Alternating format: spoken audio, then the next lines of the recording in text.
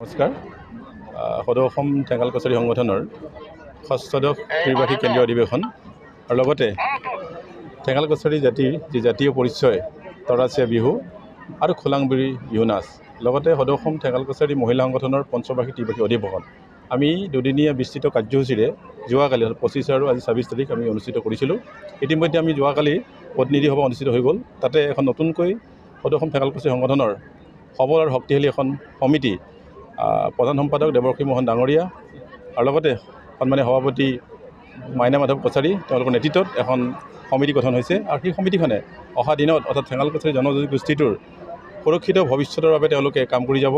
জাতিৰ যি স্বকীয়তা আছে, ৰীতি নীতি পৰম্পৰা সকলো ৰক্ষা কৰি নিজৰ জনগোষ্ঠীটোক ৰক্ষা কৰাৰ লগতে বৃহত্তৰ অসমীয়া জাতিটোক শক্তিশালী কৰিবৰ কাৰণে সদৌ অসম ঠেঙাল কছাৰী সংগঠনে সংকল্প লৈছে। তাৰ উপৰিও আজি যিহেতুকে আমাৰ সদৌ অসম ঠেঙাল কছাৰী জনজাতিৰ যিটো আমাৰ পৰম্পৰা ৰীতি নীতি সেইখিনি ধৰি ৰাখিবৰ কাৰণে আমি আমাৰ যি তৰাচিয়া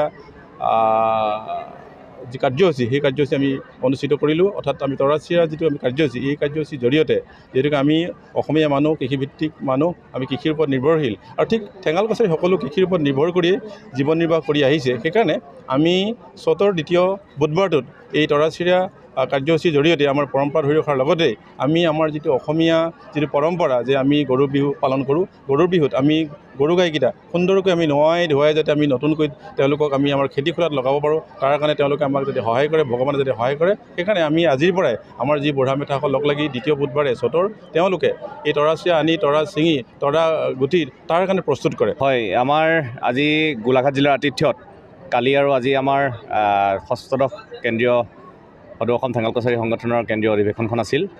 কালি প্ৰতিনিধি সভা হৈ গ'ল, আজি মুকলি সভা। আৰু এই মুকলি সভা আমাৰ কেন্দ্ৰীয়ভাৱে আমি এইবাৰ তৰাচিয়া বিহু উদযাপন কৰিছোঁ গোলাঘাট জিলাৰ আতিথ্যত। আৰু ইয়াত আমাৰ বিপুল সংখ্যক অসমৰ প্ৰত্যেকখন জিলাৰ পৰা ব্যক্তিসকল, আমাৰ প্ৰতিনিধিসকল ইয়াত উপস্থিত হৈছেহি। কালি নতুনকৈ এখন সমিতিও গঠন হ'ল আৰু সেই সমিতিৰ আজি শপত গ্ৰহণ অনুষ্ঠান আছে। লগতে আজি কাৰ্যসূচীত 1000 গৰাকী নৃত্যশিল্পীয়ে খোলাংবুৰী নৃত্য প্ৰদৰ্শন কৰাৰ আজি কাৰ্যসূচী আছে। নতুন সমিতিৰ শপত গ্ৰহণৰ লগতে আমাৰ 21টা বংশৰ যি বংশালী সভা, সেই বংশালী সভাৰ মত বিনিময় অনুষ্ঠান এটা আজি কাৰ্যসূচীত লোৱা গৈছে। মুকলি সভাত আমাৰ যিসকল আমাৰ সন্মানীয় ব্যক্তি, পুৰোধা ব্যক্তিসকল আমাৰ আহিব, ইয়াত আমি বিভিন্ন বিষয়ৰ ওপৰত আমি আলাপ আলোচনা কৰিব বিচাৰিছোঁ। লগতে আমি অলপ ব্যতিক্ৰমী ৰূপ এটাও আমাৰ এই অধিৱেশনত দিব বিচাৰিছোঁ যে সভা সমিতি বুলি কোৱাৰ লগে লগে অকল ভাষণ বা এনেকুৱা ভোজ ভাত খোৱাৰ এটা প্ৰৱণতা এটা থাকে, কিন্তু আমি ব্যতিক্ৰমী ৰূপ এই ধৰণে দিব বিচাৰিছোঁ যে আমাৰ উঠি অহা প্ৰজন্মসকলক যাতে কৃত্ৰিম বুদ্ধিমত্তা আৰু ৰবটিক্সৰ ওপৰত অলপ জ্ঞান প্ৰদান কৰিবৰ কাৰণে যোৰহাটৰ এক্সিলিয়াৰ ছিনিয়ৰ ছেকেণ্ডেৰী স্কুলৰ সহযোগত আমি এটা আৰ্টিফিচিয়েল ইণ্টেলিজেঞ্চ আৰু ৰবটিক্সৰ প্ৰদৰ্শনো আমি কৰোৱাইছোঁ।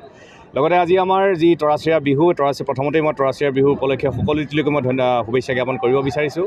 আজি প্ৰতীকী ৰূপত আমাৰ কপাহতলীৰ পৰা যিসকল শিল্পী আহিছে, তেওঁলোকে এতিয়া আমাৰ তৰাচিয়াৰ বিহুৰ গোটেই পৰম্পৰাগত যিখিনি নীতি নিয়ম, তৰা চিৰি আনি গৰুৰ পঘা বনোৱালৈকে গোটেইখিনি এতিয়া প্ৰদৰ্শন কৰি আছে তেওঁলোকে। আৰু লগতে আমি আশা ৰাখিছোঁ যে আমাৰ এই বৃহত্তৰ অসমীয়া জাতিৰ গঠন প্ৰক্ৰিয়াত ঠেঙাল জনগোষ্ঠীৰ যিটো অৱদান, সেই অৱদানটো আজি মুকলি সভাত ব্যক্তিসকলৰ বক্তব্য মাধ্যমেৰে অৱগত হ'ব, সকলোৱে গম পাব। আৰু আমি বিচাৰোঁ যে আমাৰ চিন্তাধাৰাবিলাক খুব ইতিবাচক হোৱাটো অতিকৈ প্ৰয়োজন, কাৰণ সমাজখন যাতে আমি এটা সুস্থিৰ সবল শান্তিময় সমাজ এখন বিচাৰোঁ। আৰু আগন্তুক দিনত ঠেঙাল জনগোষ্ঠীৰ লোকসকলে, ঠেঙাল সম্প্ৰদায়ৰ লোকসকলে, উঠি অহা প্ৰজন্মই যাতে অসমীয়া জাতিটোক নেতৃত্ব লৈ অসমীয়া জাতিটোৰ শ্ৰীবৃদ্ধি কৰাৰ ক্ষেত্ৰত যাতে অগ্ৰণী ভূমিকা গ্ৰহণ কৰে।